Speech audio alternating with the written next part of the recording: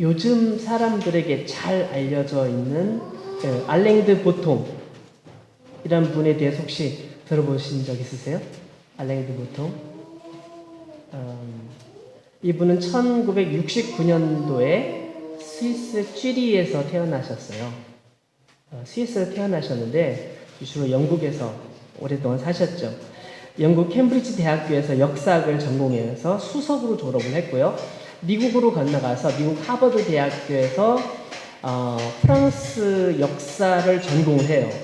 프랑스 철학을 전공을 하다가 다시 영국으로 돌아와서 영국의 킹스 칼리지 런던에서 철학 석사, 철학 박사 과정을 마쳐요. 굉장히 학벌이 화려하죠. 23살부터 소설을 썼어요. 소설을 써가지고 굉장히 많은 책들을 썼는데, 그래서 굉장히 그 문체가 화려하고 또 아주 굉장히 정감 있어서 사람들에게 많은 사랑을 받았어요. 2003년도 2월 달에는 프랑스 문화부 장관에게 상을 받았어요. 슈발리에 드 로드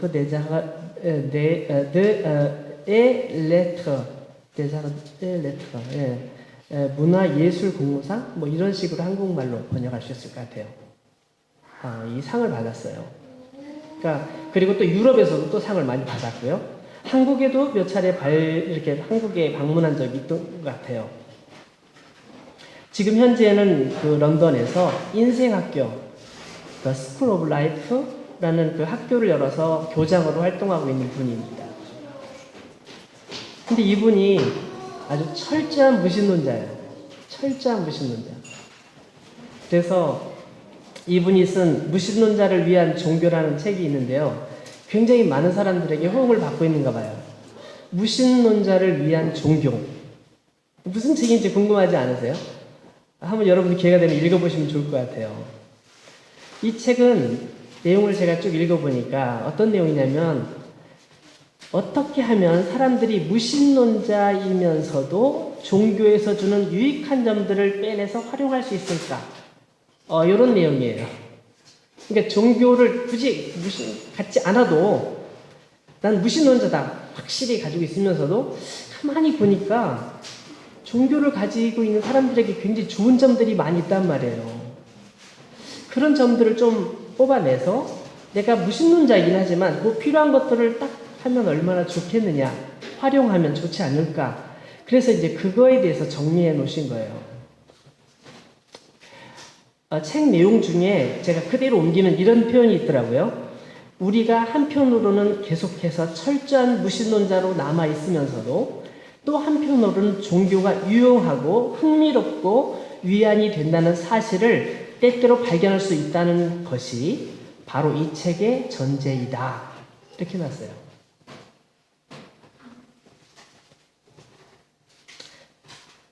그는 이 책에서 자신이 하나님의 존재에 대해서 나는 하나님이 절대로 존재하지 않는다고 생각하면서 일생 동안 그것에 대해서 한 번도 흔들린 적이 없다라고 자랑스럽게 얘기를 합니다.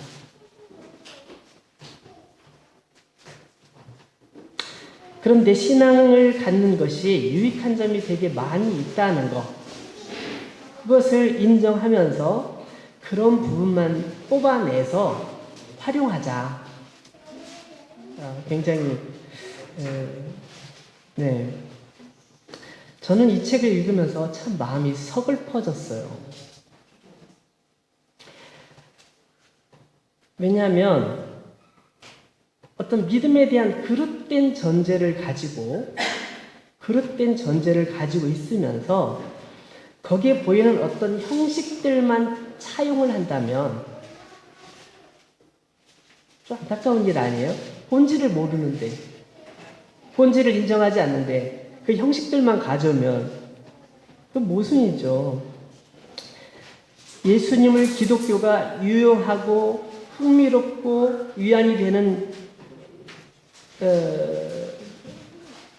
기독교가 유용하고 흥미롭고 위안이 되는 것은 예수 그리스도가 우리의 주인이시기 때문에, 우리의 주님이시기 때문에 가능한 거잖아요.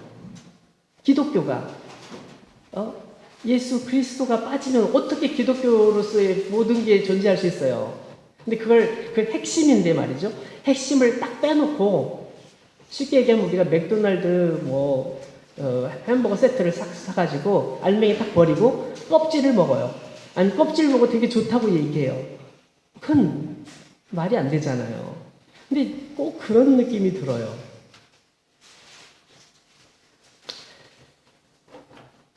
게다가 이분이 인용하는 내용들을 보면요. 기독교의 그 역사 가운데 좀 성경적이지 않은 좀 세속화된 어떤 내용들 이제 그런 내용들을 얘기를 해줘요. 기독교 역사 속에서 나타났던 잘못된 전통들을 이거 굉장히 괜찮아. 예를 들어 새해가 시작되기 바로 전날 막 사람들이 그 바보들의 축제라는 게 있더라고요. 바보들의 축제. 막 엉뚱한 행동을 하는 거예요. 막 정말 도저히 용납하지 못할 막 그런 행동들을 해. 막 일탈행위를 하는 거죠. 그런 행위들이 그거 괜찮네. 그게 일탈행위 괜찮아. 그게 아니거든요. 기독교의 전통에서 그건 역사 속에 참 안타까운 잘못된 거잖아요. 근데 그런 것이 굉장히 괜찮다고 받아들이는 거예요. 그래서 참 이 책을 제가 읽으면서 내내 좀 아쉬웠어요. 오늘 우리가 읽은 로마서 1장 부분은 하나님을 떠난 인간이 얼마나 비참한 상태에 있는지 그걸 보여주는 말씀이에요. 그래서 이 말씀이 굉장히 길게 기록되어 있어서 제가 한 부분만 자를까 했는데 자를 수가 없어요. 쭉 연결되어 있어서. 그래서 제가 오늘 설교는 이 부분만 딱 읽고 그냥 끝낼까 이런 생각을 했어요. 워낙 설명을 잘해주고 있기 때문에 제가 굳이 설명을 다는 자체가 의미가 없겠다 생각이 들 만큼 근데 제가 조금 더 말씀을 드리는 게 필요하지 않을까 생각이 들어서 함께 이 말씀에 대해 주의해서 읽어보면서 말이죠. 무신론자들이 많은 이 시대에 우리에게 시사해 주는 바가 뭔지 그걸 좀 한번 보고자 하는 거예요. 우리는 얼마 전에 오늘 말씀 바로 앞에 있는 부분 오직 의인은 믿음으로 말미암아 살리라 하는 이 말씀을 함께 나눴어요. 근데 믿음을 떠난 사람들의 삶은 어떠하냐? 그게 지금부터 나오는 거예요. 그 앞에는 17절까지는 믿음으로 사는 사람들은 이렇다 라고 얘기해 줬는데 딱 떠나서 그럼 믿음 없는 사람들은 어떤 모습이냐? 하나님을 떠나는 사람들은 어떤 모습이냐? 이런 모습이다 라고 보여주는 거죠. 18절 말씀을 한번 볼까요? 하나님의 진노가 불의로 진리를 막는 사람들의 모든 경건하지 않음과 불의에 대하여 하늘로부터 나타나나니 이는 하나님을 알만한 것이 그들 속에 보입니다. 하나님께서 이를 그들에게 보이셨다. 여러분 하나님의 진노라는 그 부분만 딱 놓고 생각해 보세요. 하나님의 진노에 관해 생각하려면 우리는 구약 성경에 등장하는 이야기들을 유심히 살펴봐야 돼요. 왜죠? 구약 성경에 하나님의 진노가 굉장히 많이 나와 있어요. 하나님의 심판, 하나님의 진노, 하나님은 무서운 분이야 라는 생각들이 들 만큼 그런 내용들이 엄청나게 많이 나와 있어요.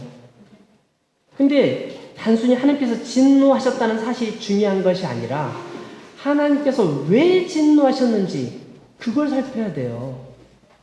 하나님께서 왜 진노하셨을까? 구약성경을 자세히 읽지 않고 하나님의 진노하심에 대해서 생각한다면 하나님에 대해서 크게 오해할 수 있어요. 아주 크게 오해할 수 있어요. 하나님께서 진노하신 내용들 바로 앞에 내용들을 보세요. 앞에 내용들 보면 하나님께서 구원하셨다. 구출하셨다. 그들을 도우셨다. 그들을 회복시키셨다. 그런 내용이 나오면서 하나님의 약속이 나와요.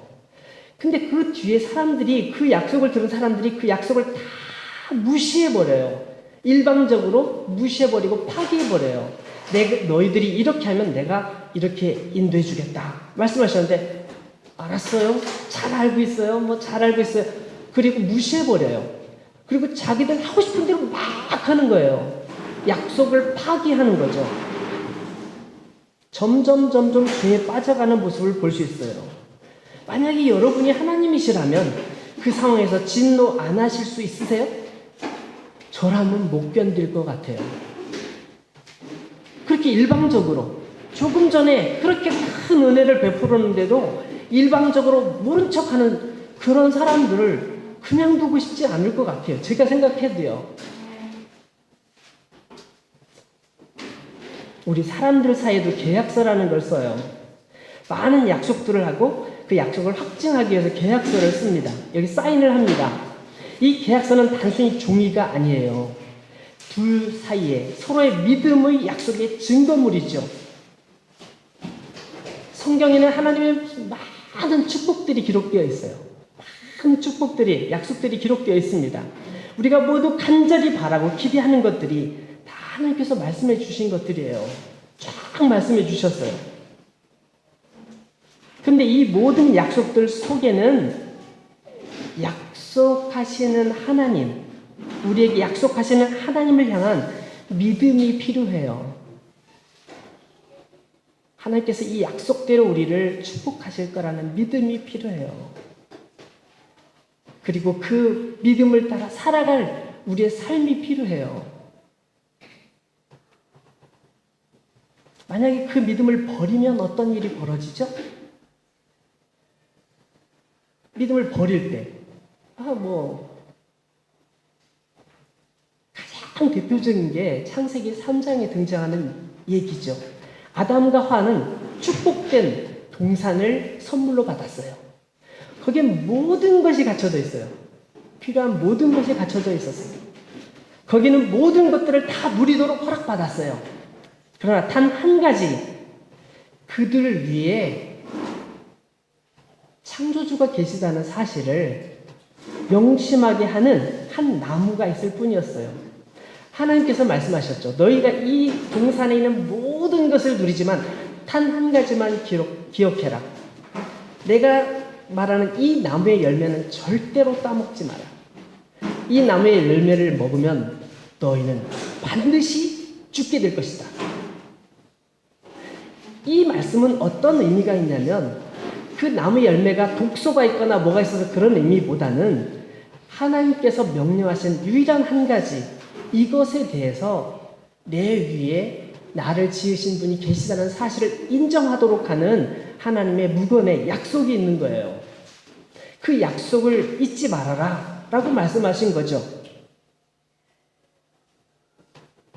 이것이 하나님과 사람 사이의 약속이었어요. 누가 뭐라고 해도, 환경이 어떻게 변해도, 시대가 어떻게 변해도 절대로 그것을 넘어서서는 안 되는 하나님과의 약속이죠.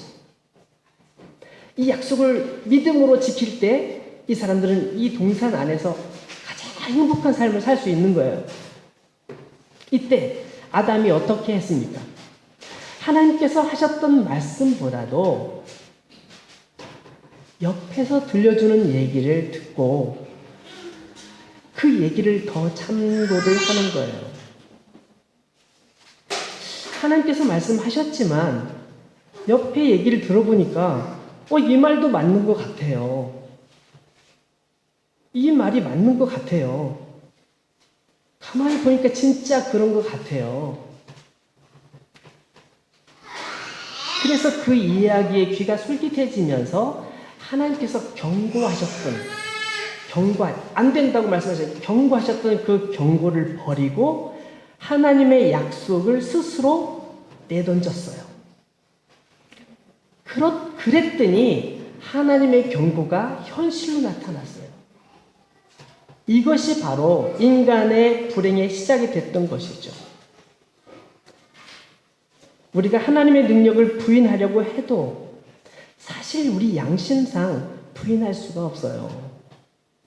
19절 끝에 부분을 한번 다시 보시면 19절, 이는 하나님을 알만한 것이 그들 속에 보임이라 하나님께서 이를 그들에게 보이셨다라고 말씀하고 있어요.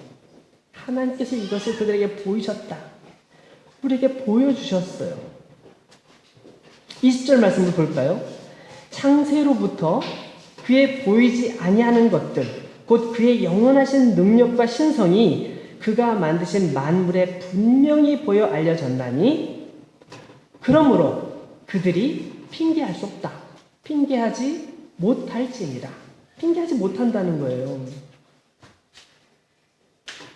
이번 주 금요일 날 우리 교회 장년부에서 소풍을 다녀왔어요. 소풍을 다녀왔는데요. 진짜 너무 좋았어요. 그냥 제가 휴대폰으로 사진을 찍었는데 막 저도 모르게 사진 엄청나게 찍은 거예요. 그래가지고 교회 홈페이지에 올리다 보니까 제가 너무 많이 찍었다는 생각이 들었어요. 그렇다고 한 장 버리기 아깝고 그래서 다 올렸어요. 혹시 교회 홈페이지 보시면 사진 엄청나게 많은 거 보실 수 있는데요. 자연에 나갈 때마다 느끼는 거지만 자연 속에 있는 것만으로도 행복해요. 자연을 바라보면서 이 아름다운 자연을 만드시고 다스리시는 하나님을 찬양하지 않을 수가 없어요. 제가 생물학을 조금 공부했다고, 대학 때 생물학을 조금 공부했다고 그런지 그 모든 것들이 그냥 다 새롭게 보이는 거예요. 모든 이 생명체들이 다 소중하게 느껴지고, 막 보기만 해도 전 너무너무 냄새도 좋고 눈으로 보는 것도 좋고 물소리만 들어도 너무너무 좋아요. 그래서 막 시간 가는 줄 몰랐는데 저만 그런 줄 알았더니 같이 가신 분들도 대부분 그러신 것 같더라고요.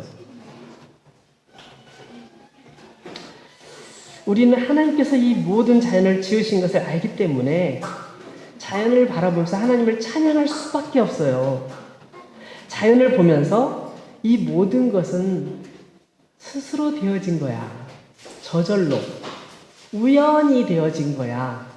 이렇게 생각하는 사람들도 있지만, 여러분 조금 더 생각해보고 조금 더 연구해보면 누군가가 의해서 설계하지 않고는 이렇게 우연히 될 수 없다는 거예요.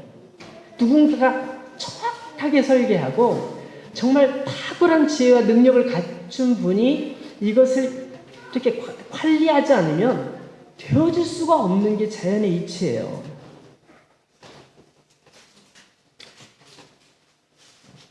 그래서 여러분 동양에서는 말이죠, 오히려 서양 학문보다 동양 학문이 이런 부분에 더 앞섰다고 말하기도 해요. 그래서 단적인 예를 들면 사람의 몸은 소우주다.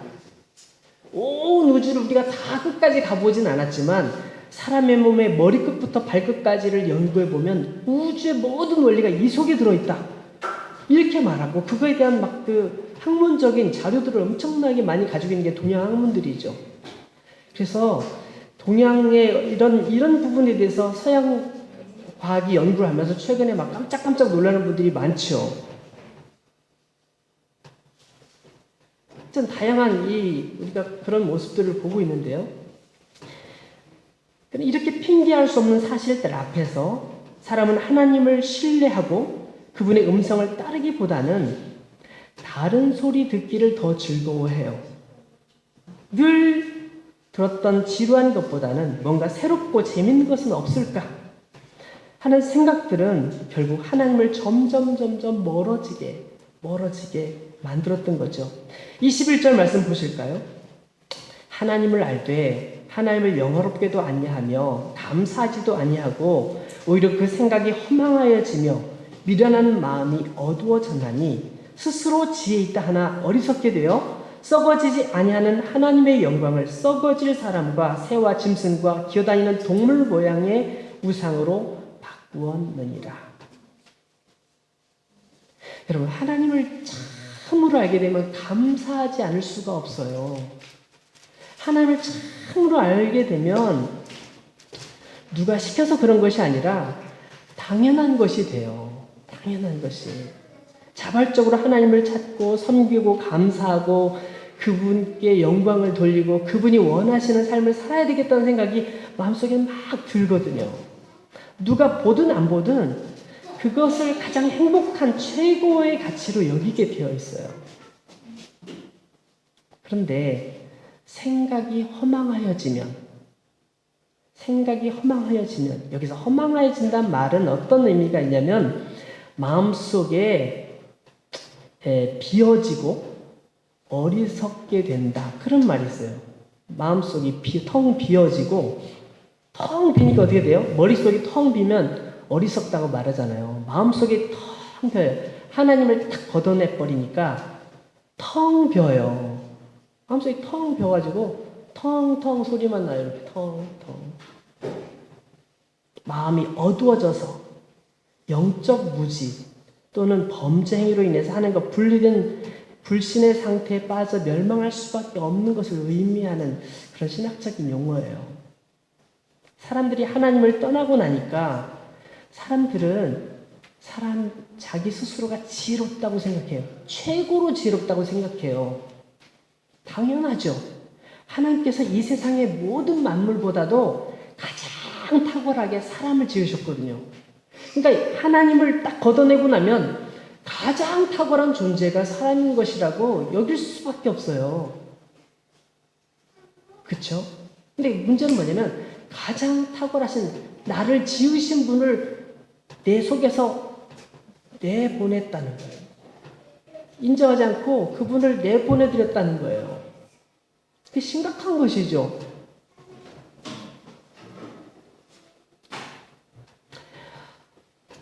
사람들이 하나님을 떠나고 나니 사람들은 스스로 지혜롭다고 생각합니다. 이 세상에서 가장 지혜로운 존재라고 생각합니다. 우리는 수천 년 동안 엄청난 지혜를 축적해 왔습니다. 핵융합 원리도 발견했고 생명체의 유전자 구조도 밝혀냈습니다. 인간의 기억력을 뛰어넘는 컴퓨터도 개발했습니다. 인간은 위대합니다. 라고 말을 하죠. 그러면서 모든 생명체를 창조하신 창조주를 무시하려고 합니다. 근데 요즘 보니까요, 인간의 지혜를 위협하는 존재가 나타났어요. AI. 이제는 사람의 이 바둑대에서도 이제 더 이상 사람이 이 컴퓨터를 AI를 이길 수가 없어요. 퀴즈 대회를 해도 퀴즈 대회에서 사람이 이길 수가 없어요. 이제는 인간을 지배하는 로봇을 두려워하는 사람도 있어요. 어떤 글을 보니까 이 AI들끼리 자기들만 통하는 언어를 개발한대요. 그래서 사람들이 그걸 분석해봐도 무슨 뜻인지 몰라. 근데 컴퓨터는 자기들끼리 아는 거예요. 자기들의 기술을 점점 발달시켜 가면서 사람과 분리된 그 지능으로 사람을 정복하게 될 것이라는 거의 공상과학 영화 같은 얘기들이 현실화되고 있다고 얘기를 하면서 그런 날이 올 거라고 우려하는 사람들도 많아요. 여러분, 요즘 AI들이 작곡도 하고 계산은 당연히 하고 저술 활동도 하고 치료도 하고 운전도 하고 점점 AI 기술이 발달해가고 있어요. 과거에 비하면 말로 표현할 수 없을 만큼 과학적인 진보를 이뤘지만 그것이 우주를 만드신 창조주를 능가할 수 있을까요? 사람을 능가하면 더 이상 뭘 능가할 수 있어? 사람들이 그렇게 생각할 수 있지만 그건 아니죠. 우리가 현미경으로 봐야만 발견할 수 있는 작은 생명체 하나까지도 섭리하시고 다스리시는 그분의 능력과 어떻게 비교할 수 있을까요? 만일 자신이 만든 컴퓨터에 뒤떨어져 가는 현실적인 이 사람들을 보면서 이 사람들이 뭘 생각해야 될까요? 여러분, 하나님을 마음속에서 지워버리고 나니까 사람들의 모습은 어떻게 변해간다고요? 온갖 허망한 것을 쫓고 있어요. 하나님은 없다고 하면서 자기 마음속에 나름대로의 어떤 신을 만들어 놓고 그 신을 섬겨요. 그리고 또 심각한 거 뭐예요? 도덕적, 윤리적 해체예요. 이건 점점 심해져 가고 있어요. 성경에서도 이걸 지적하죠. 24절 말씀 한번 볼까요? 그러므로 하나님께서 그들을 마음의 정욕대로 더러움에 내버려 두사 그들의 몸을 서로 욕되게 하게 하셨으니 이는 그들이 하나님의 진리를 거짓 것으로 바꾸어 피조물을 조물주보다 더 경배하고 섬김이라. 주는 곧 영원히 찬송할 이시로다. 아멘. 여러분, 이 글은 거의 지옥과 같은 그런 더러움을 담고 있어요. 소돔과 고모라를 연상케 하는 일들이 일반 사회에서 만연되고 있다는 것을 말해줘요. 여러분, 로마의 멸망에 대해서 말할 때 목욕탕 문화의 발달을 같이 얘기하는 경우들이 많아요.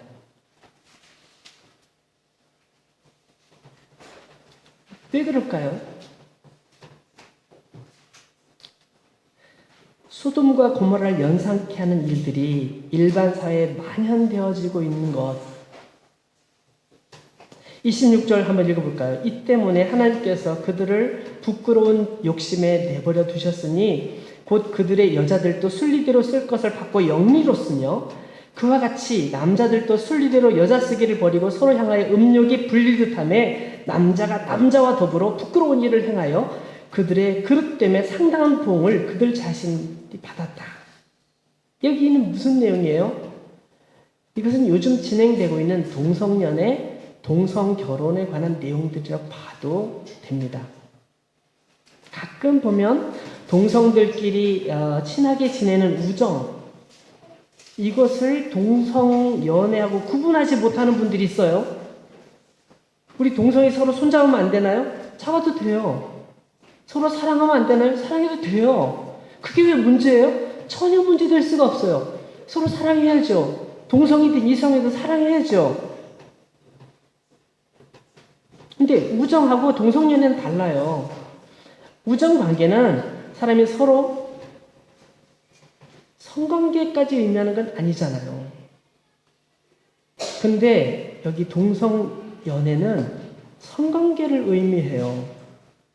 동성연애나 동성결혼, 동일한 성별을 가진 두 사람이 성관계를 포함해서 결합하는 것을 법률적으로 허가하는 것.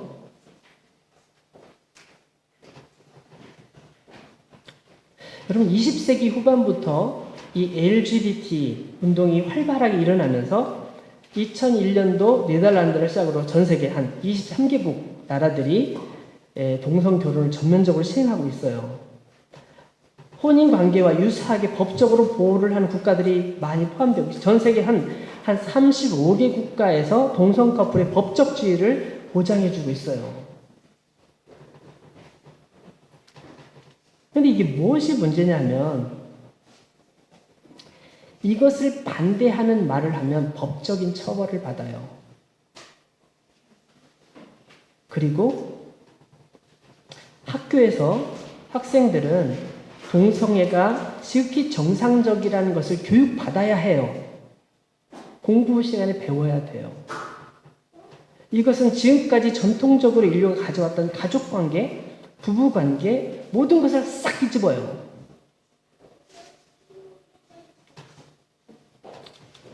우리 교회가 예배된 이곳에 오전에 마그젤 교회가 예배를 드린단 말이에요. 근데 마그젤 교회 역시 동성연애 찬성하는 교단에 속해 있어요.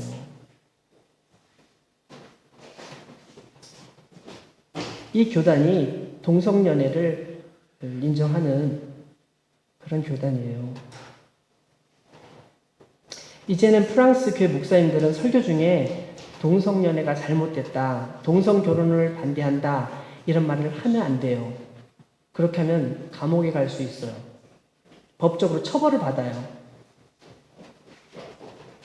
교회가 동성연애자들이 들어오는 것을 거부하는 거 아니에요. 제가 말씀드리는 것은 동성연애자들을 교회 발을 들이지 못하게 된다 그런 뜻이 아니에요.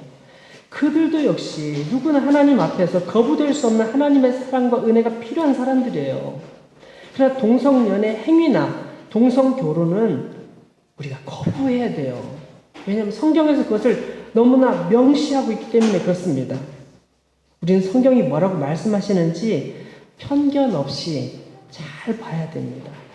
성경은 이것을 어떻게 보고 있을까요? 일부 동성연애를, 동성결혼을 옹호하는 신학자님들이 계신데 그분들 중에는 성경에 그 근거가 있다고 얘기를 합니다. 근데 그분들이 내놓는 근거들을 제가 다 분석해 보니까 터무니없어요. 그건 아니에요. 다음에 기회가 되면 그 부분에 좀 더 제가 얘기를 나누려고 하는데요. 오늘 우리가 읽은 로마서에서는 이걸 뭐라고 얘기하냐면 뭐라고 돼 있어요? 부끄러운 욕심이라고 표현하고 있습니다. 하나님께서 그들이 하고 싶은 대로 내버려 두시니까 그들이 하는 모습이 바로 이런 행동이 나오더라 이거예요. 우리 28절 말씀 보시죠. 28절 이하에 보시면 또한 그들이 마음에 하나님 두기를 싫어하매 하나님께서 그들을 그 상실한 마음대로 내버려 두사 합당하지 못한 일을 하게 하셨다. 그러면서 그 뒤에 온갖 좋지 않은 것들이 다 기록되어 있어요. 이것들은 다 나중에 다시 한번 원어를 근거로 해서 다시 한번 살펴보도록 하고 32절 말씀으로 넘어가 볼게요. 그들이 이 같은 일을 행하는 자는 사형에 해당한다고 하나님께서 정하심을 알고도 자기들만 행할 뿐 아니라 또한 그런 일을 행하는 자들을 옳다 하느니라. 여러분, 이 구절이 무엇을 의미할까요? 제가 오늘 하는 설교는 굉장히 어려운 설교라고 제가 생각합니다. 그래도 꼭 하고 싶어요. 왜냐하면 하나님께서 아주 명시하는 말씀이시기 때문에 하나님께서 정하심을 알고도 이게 핵심 구절이에요. 하나님께서 싫어하시는 것을 압니다. 하나님의 징계와 심판이 있다는 것을 압니다. 그렇지만 그것을 믿고 싶지 않아요. 믿고 싶지 않아요. 마음속에 하나님의 말씀을 두기를 싫어해요. 자, 여러분, 성경은 이 모든 죄악에 대하여 잘한다, 괜찮다, 용서해 줄게 이런 말씀 하지 않으세요. 한 번도 안 하세요. 그냥 눈 감아주겠다고 이해한다고 하지 않으십니다.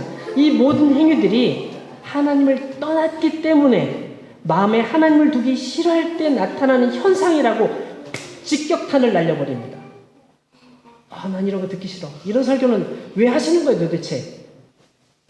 언젠가 제가 한번 설교를 했는데 어떤 분이 설교 끝나고 저한테 항의했어요.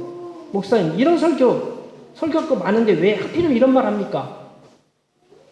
이게 모두가 동의할 수 있다고 생각하십니까? 시대가 이렇게 많이 변했는데 이런 옛날 성경을 가지고 어떻게 그런 말을 합니까? 말하는 분이 있더라고요. 그래도 저는 해야 되겠어요.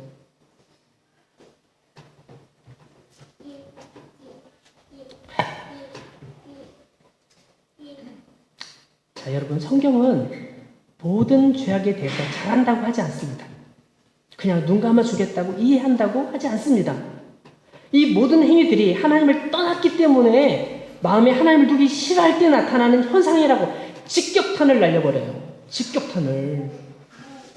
우리가 하나님을 섬기는 사람이라면, 예수 그리스도 안에서 지음받은 사람이라면 우리의 과거와 단절해야 돼요. 과거를 떠나야 돼요. 그리고 예수님의 은혜 안에 머물러야죠.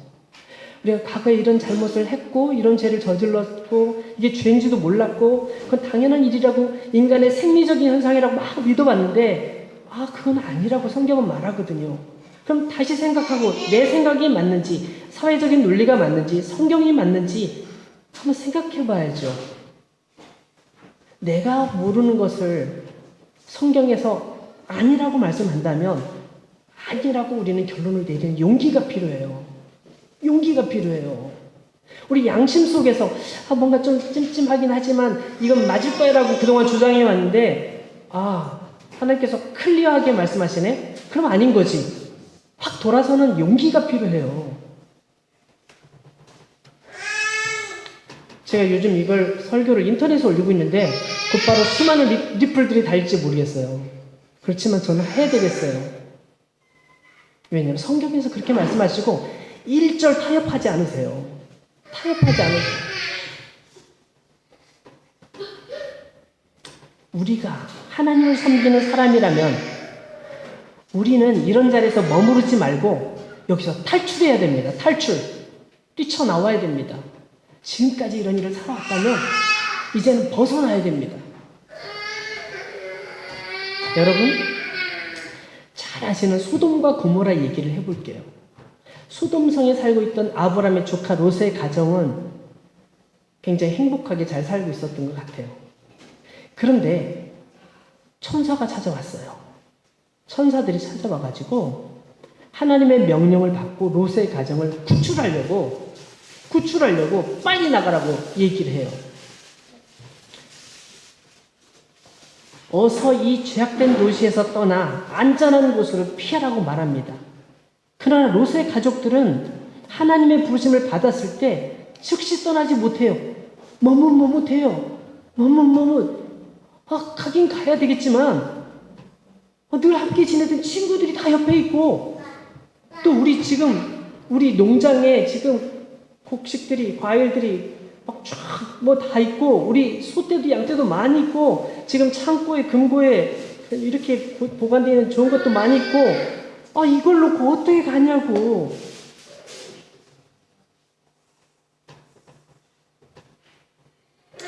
계속 망설여요. 늘 함께 지내던 친구들, 잘 지어 예쁘게 꾸며놓은 집, 먹고 사는데 부족함이 없는 농장, 잘 길러놓은 수많은 가축들이 다 있어요. 다 놓고 몸만 빠져나간다? 금고 속에 있는 폐물들은 어떻게 하고? 막 온갖 고민이 되는데 천사는 빨리 나가라고, 빨리 지금 당장 피하라고 얘기를 해요. 자, 절대로 뒤를 돌아보지 말아라. 천사들이 그렇게 얘기해 줬어요. 근데 이게 마음속에 막 다 뒤에 남아있으니까 그냥 떠날 수가 없는 거죠. 그럼 막 하다가 어떻게 해요? 롯의 부인이 뒤를 샥! 성경에 보니까 뒤를 돌아보는 순간 소음기둥이 되어버렸다고 성경은 기록하고 있어요. 여러분, 빨리 이 죄악된 도시를 떠나 벗어나라고 그래야만 산다고 막 얘기하는데 몸은 떠나지만 마음이 떠나지 못하고 있으니까 거기서 그냥 굳어버린 거예요.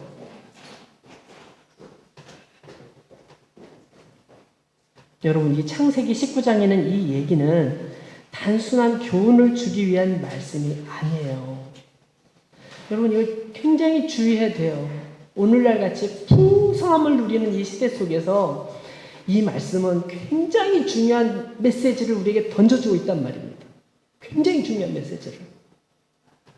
사랑하는 여러분, 우리는 로마서 1장 1절부터 17절까지 놀라운 복음의 능력에 감동하고 그 은혜 안에 있음을 감사합니다. 예수 그리스도가 아니셨다면 우리는 어떻게 됐을까? 안도의 있음을 하십니다. 정말 예수님 안에서 어떻게 됐을까? 라고 이렇게 안도의 숨을 쉽니다. 그러나 18절부터 이어지는 이 말씀 속에서 우린 다시 한번 하나님을 떠난 인간의 비참함에 대해서 하나님을 떠나면 이렇게 되는 거구나. 하나님을 떠난 채 계속 고집을 피우면 이렇게 되는 거구나. 이걸 절감하게 돼요. 우리가 과거 예수님을 알지 못했을 때 가졌던 생각들을 돌아보면 여러분 아찔아찔한 순간들이 있을 거예요. 어쩌면 여러분들 중에 아직 예수를 믿었지만 여전히 그 아찔아찔한 것을 경험하면서 스릴을 느끼는 위험한 행동을 한 사람도 있을지도 몰라요. 그건 아니죠. 그건 아니죠.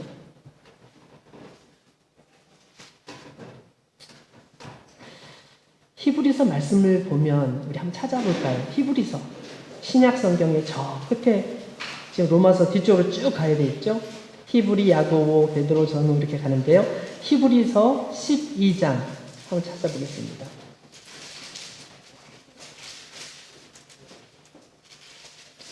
히브리서 12장 3절부터 5절까지 말씀 볼게요. 3절부터 5절까지.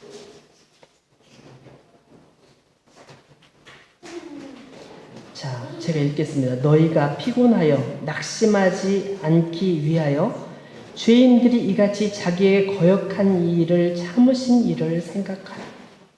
너희가 죄와 싸우되 아직 피 흘리기까지는 대항하지 아니하고 또 아들들에게 권하는 것 같이 너희에게 권면하신 말씀도 잊었도다.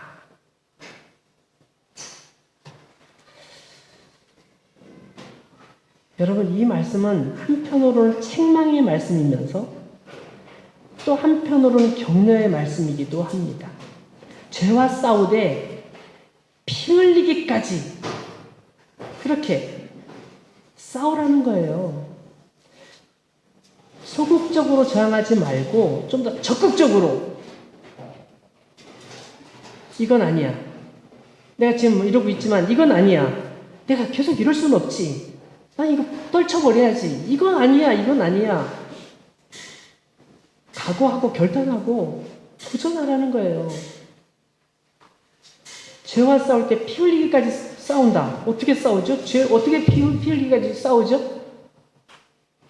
어떻게 싸워요? 죄는 눈에 보이지 않는 거잖아요. 피 흘린다는 건 뭐예요? 내 고통을 감수하고 그것을 절제하고 노력하는 것을 의미하잖아요. 좀 더 적극적으로 격렬하게 저항하라는 거죠. 예수님께서 우리를 위해서 피를 흘리셨을 뿐만 아니라 목숨까지도 내어주셨기 때문에 우리는 그분 생각하면서 과거에 우리가 죄인일 때, 아무것도 깨닫지 못했을 때 그분이 우리를 위해서 죽어주시고 모든 것을 용서하시기 위해서 희생하셨던 그것을 우리가 생각해 보면서 그분께서 모든 일을 참고 기다려 주셨고 지금도 우리가 스스로 힘을 내서 모든 죄와 싸워 이기를 기대하고 계시다는 사실을 우리 마음속으로 인정하고 믿음으로 수용하는 거예요. 진짜 나 같은 사람, 정말 내가 만약에 재판관이라면 벌써 죽여도 수백 번 죽였을 텐데 나를 사랑하셔서 참고 기다리시는 그분의 은혜를 생각하면서 내가 이러면 안 되지. 내가 그분의 은혜에 보답하며 살아야지 라고 고백할 수 있어야 되지 않겠습니까? 그래서 피 흘리듯 격렬하게 죄와 싸우는 그 싸움의 전쟁을 우리는 시작해야 되는 거예요. 사랑하는 여러분, 하나님을 떠나지 맙시다. 하나님을 떠나지 맙시다. 하나님을 떠난 인간의 비참함은 말로 다 할 수 없어요. 말로 다 할 수 없어요. 혹여나 세상에서 우리를 위협해도 두려워하지 맙시다. 우리를 유혹할 때 거기에 마음을 빼앗기지 맙시다.